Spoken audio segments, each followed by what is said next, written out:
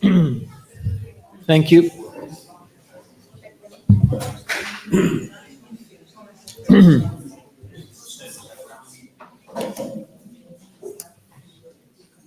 Thank you. Good evening. It is a great honor for me to present our keynote speaker for the One Atlantic Many Perspectives Conference, Professor Onésimo Teotónio de Almeida. If there is a person that who truly embodies the transatlantic spirit and the multiplicity of perspectives that that the Atlantic brings and that this conference aims to discuss, is without a doubt Professor Onésimo. I believe it would be redundant to provide a detailed account of Professor Onésimo Almeida's curriculum vitae here. He's certainly well known to all of you. And as a wise friend once told me, the more time needed to introduce a speaker, the less relevant the speaker actually is. And come to think of it, it might have been Onésimo who taught me that a few years ago. However, his personal and professional life truly has a transatlantic dimension. Professor Onésimo was born in São Miguel. He soon settled in the United States to complete his PhD in philosophy at Brown University. In this case, he is really a philosophy doctor, as PhD in PH, right? He spent his entire professional career at this prestigious Ivy League institution, where he served as a professor and for many years as the chair of the Department of Portuguese and Brazilian Studies, helping to make this department one of the most, if not the most renowned department of Portuguese and Brazilian Studies in the United States. Beyond his career excuse me?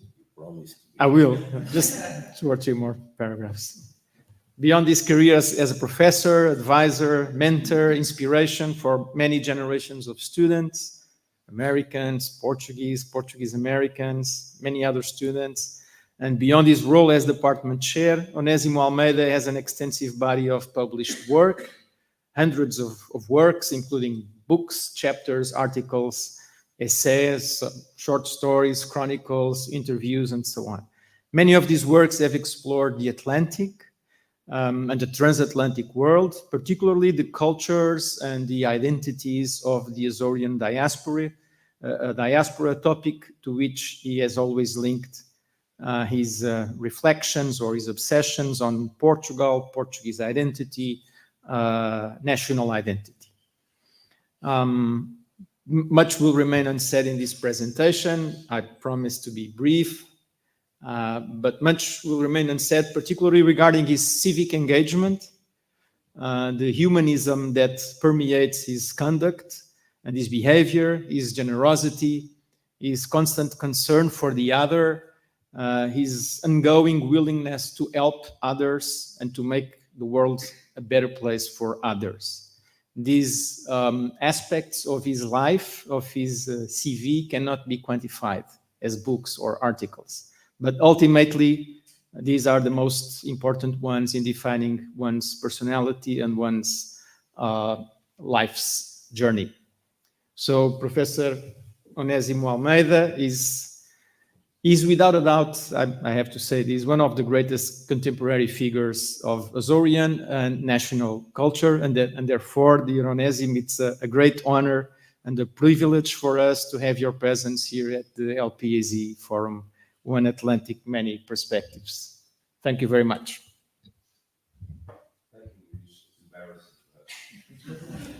Thank you. It's embarrassing because now everything I say is going to say, is this what this guy has to tell us?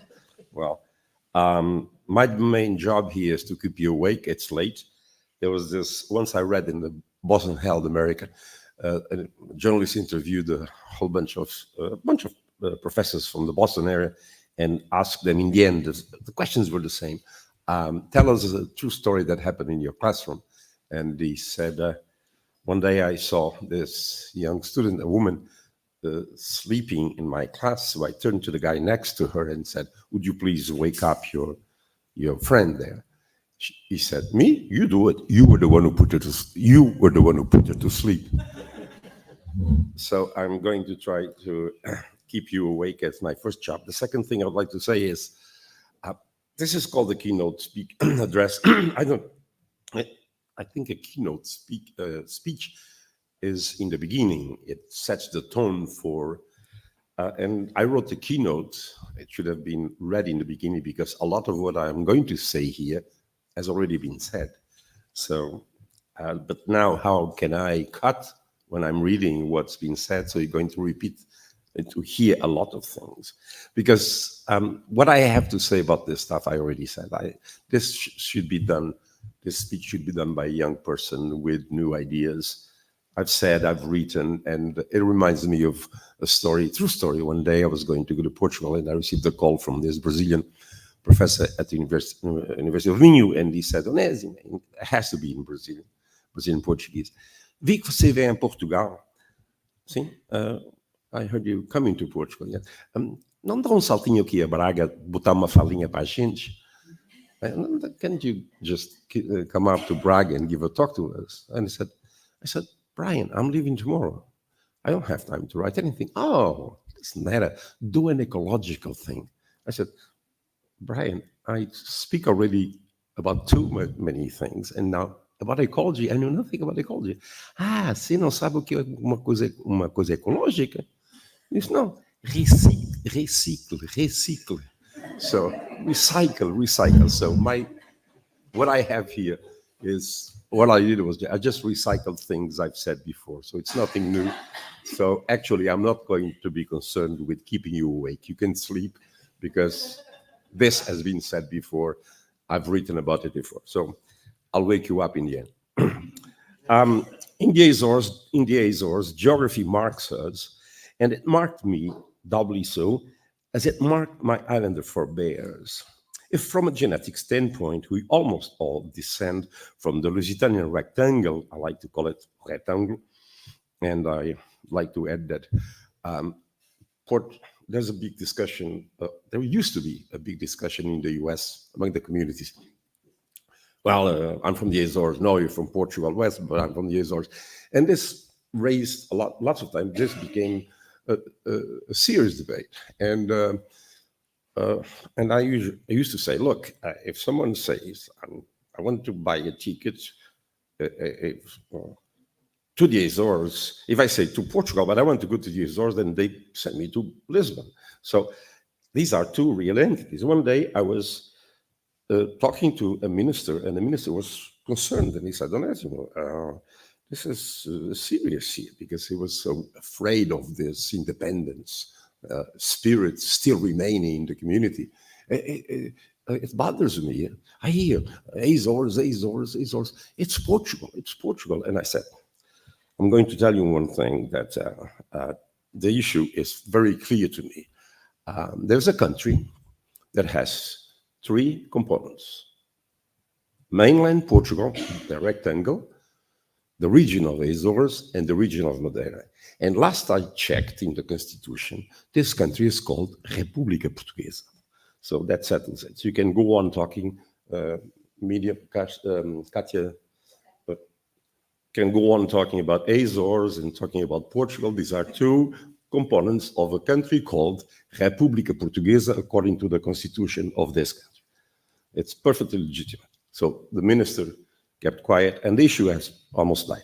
Anyway, so if from a genetic standpoint, we almost all descend from the Lusitanian rectangle, with a few adventitious additions of varied provenance, including the Flemish, our insular history molded us in equal measure, as Vitorino Nemésio well saw in affirming that for us, geography is worth as much as history.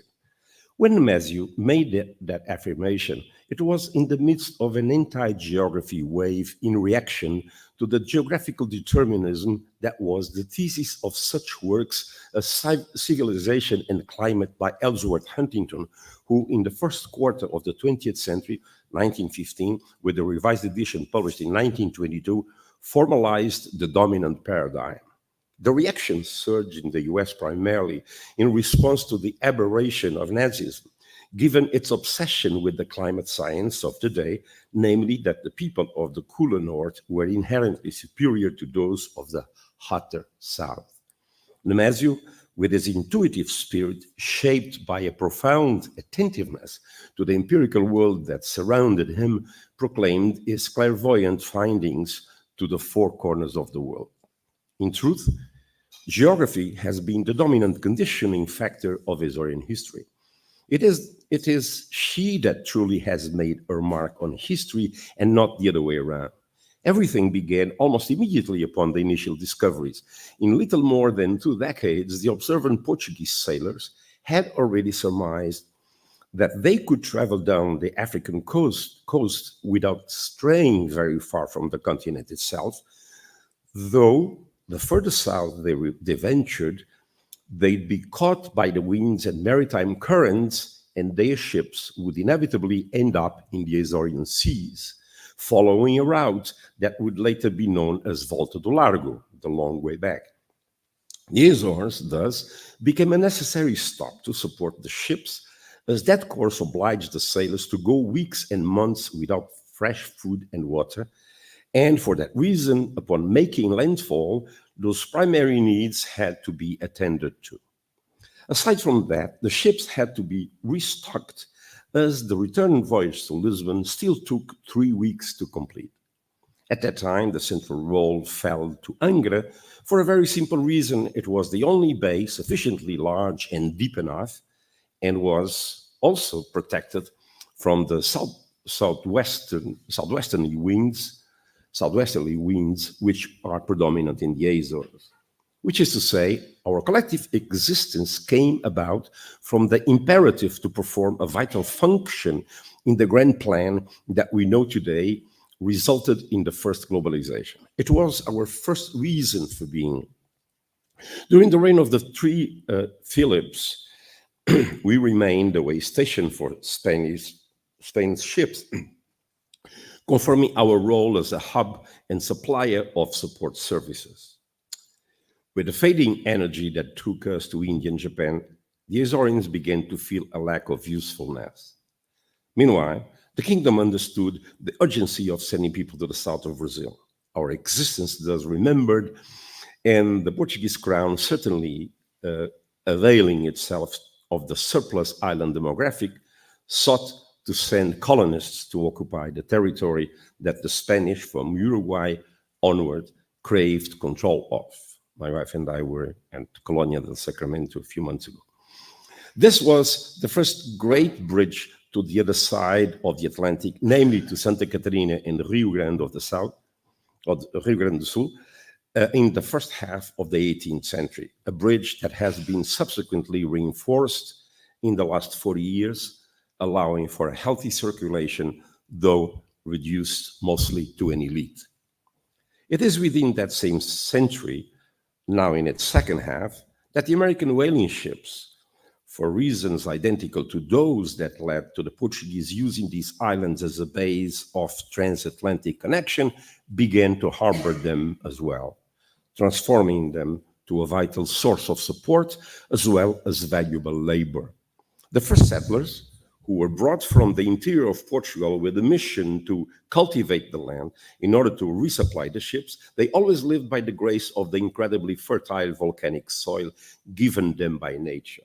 A portion of those people, traditionally bound to the land, turned themselves into seafarers on the American whaling ships and ventured through the South Atlantic routes and on through Alaska by the Pacific. Herman Melville, the great American writer of that era, considered setting down in his classic Moby Dick that how it is, there's no telling, but islanders, and he was referring to, he had mentioned earlier, Azorians, Icelanders, and Cape Verdeans, seem to make the best whalemen.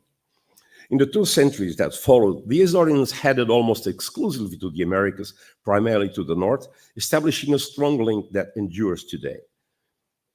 Those that immigrated to the south left a fainter trace, though fortunately their memory has been reunited, as I said before, over the past half century. For a long time, Brazil, here in the Azores, was for us the land of the forgotten, a terra dos esquecidos. North America, by contrast, was quick to catch the Azorean imagination. Much as in Mau Tempo no Canal, by Trin Nemésio, the search in the second half of the 1400s of a supposed 10th island to the north of the Azores symbolized for the protagonist of the novel, Margarida, looking for an impossible happiness, as the Azorians, who in their bones always felt difficult privations and multiple shortcomings, did not believe that their lands were the fortunate islands, or the islands of happiness, as they were known. Makaroni Nisia. Makaroni means happiness in Greek, Nisia Islands, hence Macaronesia. This was how the American dream began to take shape. The Californians lost in abundance, or in Bert George's translation of the poem by Flores-born poet Pedro da Silveira, the bountiful Californias. At this point, Horta in Fayal had become the intercontinental point of connection between Europe and America. The reasons for this were once again practical ones. Harboring in the island of Flores would be expected for the American boats, as it was the first to reveal itself to them after the long journey across the Atlantic. But the island was surrounded by treacherous shallows, and furthermore, it lacked an adequate bay. Fayal seemed the better option, despite its bay being far from ideal. From that challenge sprung the idea to build an artificial dock, a goal that took some time to be realized, but that perfectly resolved the issue. The relationship between the Azores and the US continued to intensify when, during the steam power era, ships traveling between Europe and America stopped here. However, that role only became newly vital when the need arose to connect underwater cables from North America to Europe and later to South Africa. It was still only during the First and Second World Wars that the strategic importance of the Azores tightened the bond between these islands and America, now from the departure point of Terceira, but also from Santa Maria, as the propeller planes of the fledgling commercial airline business required a refueling post in the middle of the Atlantic. But that story all of you know far better than I. In my first travels to the US from 1970 onward, I always had to depart from Santa Maria. Ironically, the latest grand feeling of relevance of the archipelago came about when it began to be understood that in a non-nuclear conflict, the strategic importance of the Azores would be vital to the US and consequently to Europe. This was mentioned here before. During the Yom Kippur War in 1973, October, it became abundantly clear that the American base in Lajes was essential. The Pentagon declared that the Azores and Iceland were the two most important geostrategic assets for the US. I believe this may be the moment to tell a story I've never spoken of in public. It has to do precisely with the Lajes base and the loss of its significance due to disinterest on the part of the US. In 2013, I was made aware by a friend who at the time worked for the State Department that the US had decided to decommission the Lajes base as they considered it to have become unimportant. For budgetary reasons, they thought it made sense to eliminate it. However, the US was going to open a new one, a fourth one, in the United Kingdom. So much for economic reasons. So politics were behind. United Kingdom had more power than Portugal. The person that had alerted me asked if I thought that the Azorean government had knowledge of this development and of the negative impact it would have on the Terceira economy.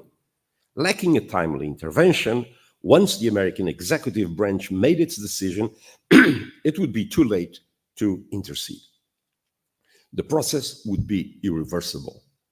At the time, I was part of the board of PALCUS, the Portuguese American Leadership Council of the US. Dinesh is now part of. And at that first meeting, I brought the subject up. The board was interested, but they thought, and it was I who raised the concern, that the Luso-American community should not be alerted without first consulting the Azorean government. I was given the mandate of contacting the government, and since I was briefly to be in Lisbon, I promised to meet with Carlos César, who at that point had left the government and joined the Portuguese Parliament, but had a direct line to his successor, Vasco Cordeiro. I'll skip the details for reasons that aren't germane here, though I acknowledge they would be illustrative of how the back channels of politics work, or how they could, at any rate. I was writing letters for both sides. I was writing and they will sign. I'll skip that. Don't tape that. In quick succession, an awareness was triggered in the community, and the request from them was made to Palcos to intervene alongside the Portuguese caucus in Washington, the group of Lusophone and Lusophile politicians. What followed is a matter of public domain, though a scant few had become aware of the process. The Portuguese caucus appealed to the US Congress, and the vote was passed to investigate, leading to the suspension of the decommissioning of the largest base. For a year and a half, a state of limbo prevailed. If you'll recall, only military personnel who didn't have family on premises went to Terceira, which allowed the base to remain operational with reduced staff. The outcome of all this was that the base remained open. As all of us know, the international situation changed profoundly in the meantime. And today, the interest on the part of the US in the base at large was duly reignited. The fact that China and other nations, Russia apparently, had become interested in the Azores as a strategic asset led the US to reconsider and suspend the closing of the largest base. One story in 2018 when I was the official speaker for the Day of Portugal, and a ceremony, part of it took place in Ponta Delgada. The Chinese ambassador was a woman, was the first one who came to me. She thought it was because I was going to be the official speaker that I was some important person. So she came and introduced herself. I'm a Chinese ambassador, and she wanted to talk about the Azores. That's a sign of how important China was to them. Then I basically told her, "This is I'm nothing. I'm just giving a talk here. I'm not the one you should talk to." But the interesting thing, out of about 40 or 60 ambassadors who were there in Ponta Delgada, she was the very first one to come to me, and she wanted to talk to me about the Azores, and that signifies something. After April 25th, Portugal and the Azores in particular went through intensive transformations. The connection to the Azores via Portugal to the European Union and the Azorian option to remain aligned became clear, despite some difficult moments along the way. I've written a lot about this, lots of people read about this. And everything ended up in its proper place due to the reinforcement of the roots of the collective Azorian culture, forged over 500 years of isolation and subjection to the fury of the elements constantly inconstant when the government in Lisbon was distant and only God could rescue and secure this land that vomited fire and occasionally shook. Forgettings and abandonments were overlooked, and the connection between the Portuguese continent and the islands was reestablished, now with a new status, that of autonomy. But we must not forget the fact that in the 19th and most of the 20th centuries, at heart, the Azores had been a pyramid, wherein the top of the socioeconomic level had been inclined towards Lisbon. It was in the continent that the local elites attended the university, while the base, from the beginning, much larger in number, turned instead towards America, even for the populace that never left the archipelago. So heavy was the weight of America upon the Azorian imagination, that one day when a man from Pico was asked if he had ever traveled to America, he responded, "Pessoalmente nunca fui." In person, I've never been. This is not an apocryphal story. I share it here as a significant reflection on the history of these islands. Challenged by these two major magnetic forces, those of European cultural roots and the less privileged masses whose basic needs went unmet, pushing towards America from the 1950s onward, we need to refer towards North America, so as to include Canada, because immigration started in 1953. The Azores forged the collective personality that we've come to refer to as identity as deep as the ocean that surrounds these islands. Nothing shakes this solidity, no matter how forceful any attempts to do so may be. And those attempts haven't stopped. It's one thing, however, to politically reintegrate within the European space, and quite another to do so sustainably. How much longer can Europe continue to help support the development of these peripheral islands? In recent years, the world has changed profoundly. The seemingly inexorable march towards Western-led modernity has been put into question primarily by Westerners. Ironic. The Azores are today at a crossroads. In truth, they always have been. Though today there's a larger awareness, or at least a more informed one, of that fact. What sustainability is possible without becoming a subject waiting with their hands out for a subsidy reserved for those on the ultra periphery? On the American side, aside from the suspension of the decommissioning of the base at Lajes, there are no clear signs or no clear signals of future perspectives of the strategic use of the archipelago. The digital nomads and the promised Santa Maria airspace continue to be up in the air. I would like to be proven wrong when we visit the place tomorrow. So then, what does the future hold? The most recent response has been tourism. In truth, never in my life had I imagined that the Azores would one day be the subject of such frequent and laudatory mentions in Anglo-American and international media in general. Suddenly, these islands, and Portugal as well, it must be said, have been rediscovered as an oasis, as if the fabled island of happiness sought by Fernão Dulmo in the 1400s had become real and placed itself on the westernmost edge of Europe. The historic role of the crossroads has seemingly reverted to a point of convergence as a place of refuge, of peace, even of temporary variety, away from the hustle and bustle of the world out there. Indeed, the Azores are increasingly emerging today as a natural paradise for many people who have become overwhelmed by the hectic pace of life on the globe we inhabit, of the globe we inhabit, and have been enchanted by the discovery of a space with hints of the unreal, where nature remains splendorous and serene, where it is possible to live an unhurried daily life, immersed in fresh air and surrounded by an enticing and clear sea, all maintained in an ecological balance that transports us to a past that has almost ceased to exist on our urbanized planet.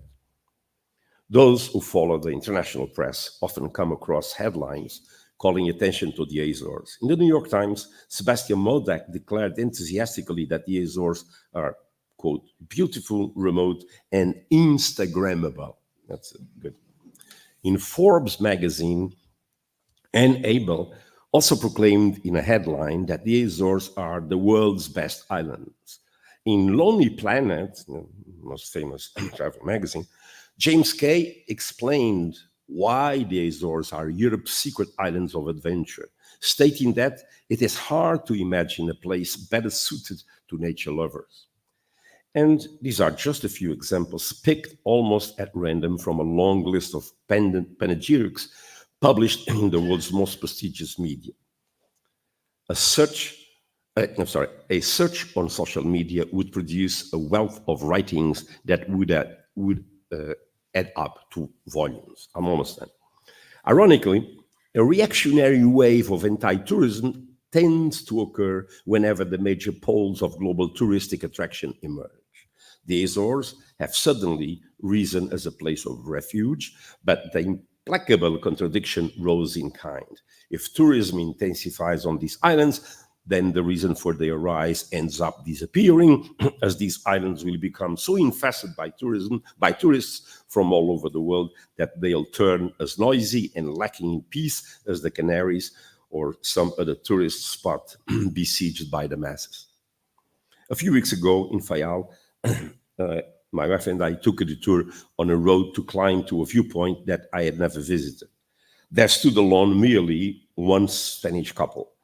I struck up a conversation and learned they were from Barcelona. They fled the city as it was overrun by tourists, and they valued peace and serenity. With a smile to soften my next words, I commented that I understood perfectly their decision, but I hoped that they didn't consider themselves anti-tourism, being that they were presently in the Azores for the purposes of tourism. That's where the conversation came to a close.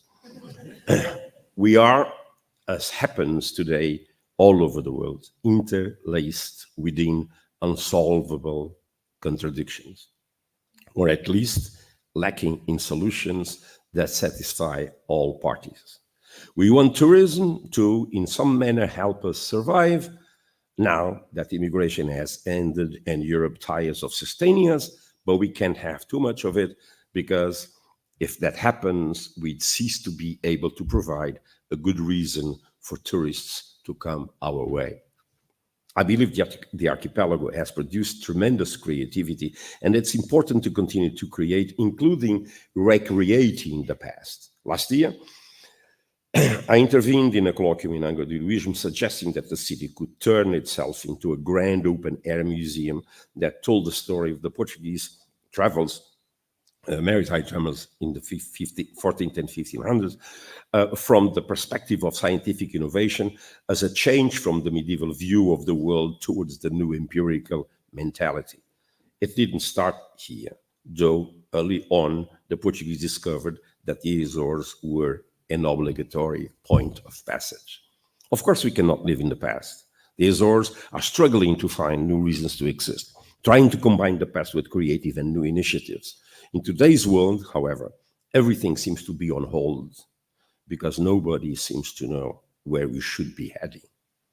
Thus, I like to use the metaphor of, I used to explain democracy to students in my course, that it was like Thames River. To go up against the stream, the boats used to be pulled by two horses, one from each side. So the horses pulled in different directions, but the boat ended up moving ahead in the middle of the river. Now, the way democracies are, the states as an example, the horses pull in opposite directions and the boat stays still, doesn't move, because both sides pull in the opposite direction.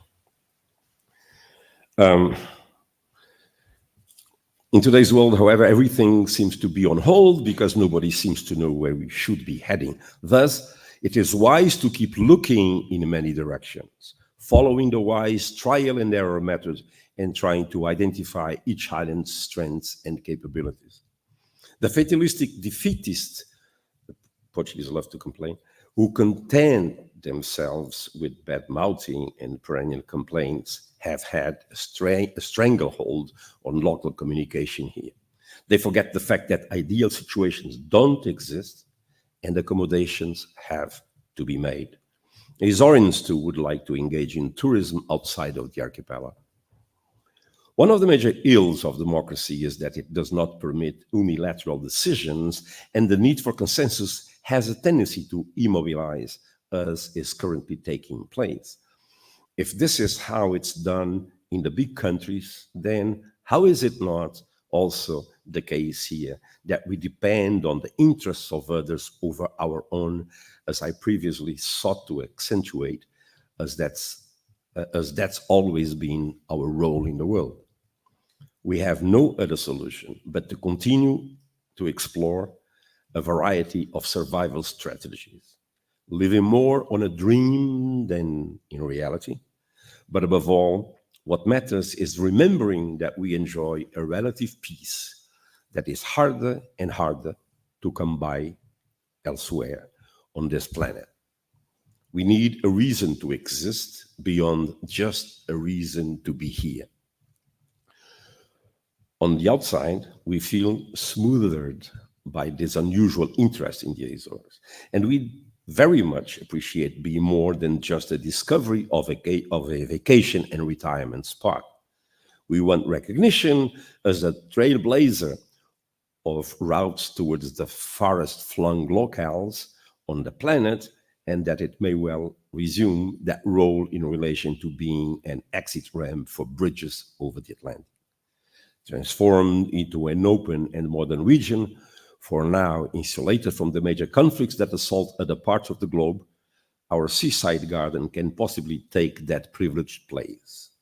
Perhaps it will reveal itself as a cultural meeting place, akin to a Greek agora, the open forum in the middle of the town, a dynamic pole strengthening the bond between Europe and America, using the Azores as a trampoline, a role developed on the archipelago over the course of half a millennium.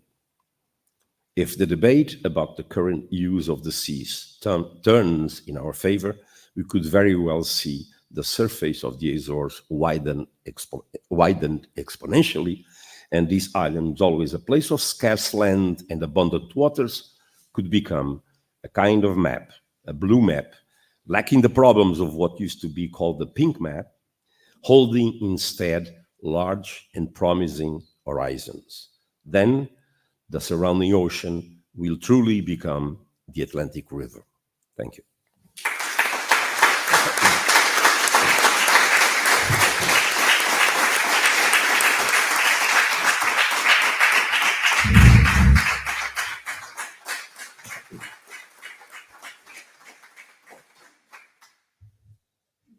Thank you, Onésimo, for your presentation and for making us think about the jokes. The jokes, of course, first of all, but for making us think about the past. I'm not kidding. Many times people tell me, I heard you speak 30 years ago. I said, what did I say? I don't remember, but you said that joke. So, and they tell the truth. I believe we still have some time, just a few minutes, and I believe Onésimo is also available to take some questions, comments, once a colleague of mine remarks. Said, at home, you're my boss, not here. Once a colleague of mine was nervous because he was going to give a lecture, present a paper in class, and he said, at the end of my talk, I don't accept questions, because if the question has to do with my talk, I covered. And if it's not part of my talk, I don't have to talk about it. Okay, please talk. That being said, questions, comments, remarks.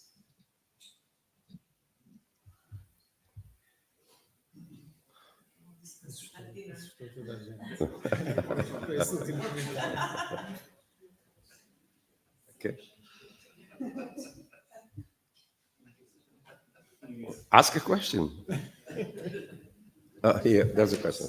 One question. Sandra. Hi, Sandra Mendonça from ISCTE. Lovely talk. Thank you. And made me think about many things. But once I was in São Miguel organizing an event, and this event was about the sustainable management of resources. So the resources can be the diversity that is underwater, can be all the assets that are biological in the islands. But the point was to suggest the Azores as, of course, an Ibero-American territory, to contest the idea that Portugal that was in the head of the minister, the idea that Portugal is an European country, it's somehow reducive of our concept of Portugal as a republic. So do you conceive the Azores as evidence that Portugal is an Ibero-American country, because two of the islands are beyond the Mid-Atlantic Bridge, and of course the Madeira Islands are in the African plate, and how the geography, our reading of geography can actually impact the sense of self as Portuguese wherever we are. I'm not sure I can summarize what I think about this, but there's no way Azores are part of Europe. Geographically, it's part of Europe. Madeira is not, it's part of Africa, but history, half of it, like as you said, is half geography, but the other half is cultural, and the population is Portuguese. There's no way you can, even the Portuguese Americans who are in the US don't want Azores to be part of America. Take a look at Puerto Rico. Puerto Rico is a serious case, complex case, and America does not want Puerto Rico. Puerto Rico does not want. So if that discussion came up, Americans would have said, we have enough of an issue with Puerto Rico. Please, no, stay there. No, there's no way that could change. There are 500 years of history. Nobody wants to mess up. The Portuguese here don't want to mess up because they would lose a tremendous card. Portugal don't want to let the Azores go because it would be a tremendous card lost for Portugal from the geostrategic, from a big portion of the international clout of Portugal comes because these lands are out here. So there's no change. But again, America talked about this. You know, this beginning of the 20th century, there was a big question mark.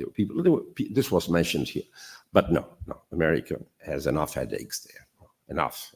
And so from that side, that would not come up. From this side, Portugal does not want to. Did I answer the question? No. Because I did say American country. American country. I mean, we are part of the Ibero-American region. Yeah. I mean, looking south, I see. That's across continents. Yeah. Yes. Ibero-American in the sense that we are multi-continental still. Again, maybe I don't understand. Often problems when we don't share the same language. I cannot see this thing of Iberian American is very much up in the air. It's not a real community. The Portuguese don't get along with Hispanics in the US. There's no Iberian, take a look at the Portuguese and the studies in the United States. Even they don't even get along with Brazil. And now with the issues in Africa, I mean, it's a big mess. I mean, so I gave an interview recently to a journal, it actually comes out, the book is coming up, where I say, okay, about those projects, when you can engage some people from Spain, Portugal, get going, do something, but waiting for these countries to agree, there's no way. People, debate, can you talk about Lusophonia or Lusophone, blah, blah. There's tremendous disagreement there. There's no way you can theoretically say, okay, the Anglo world, the Franco world, and the Iberian world.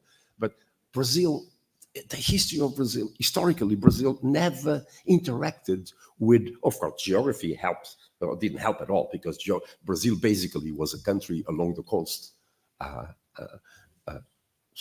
Brazil basically was a country along the coast. No. So, yeah.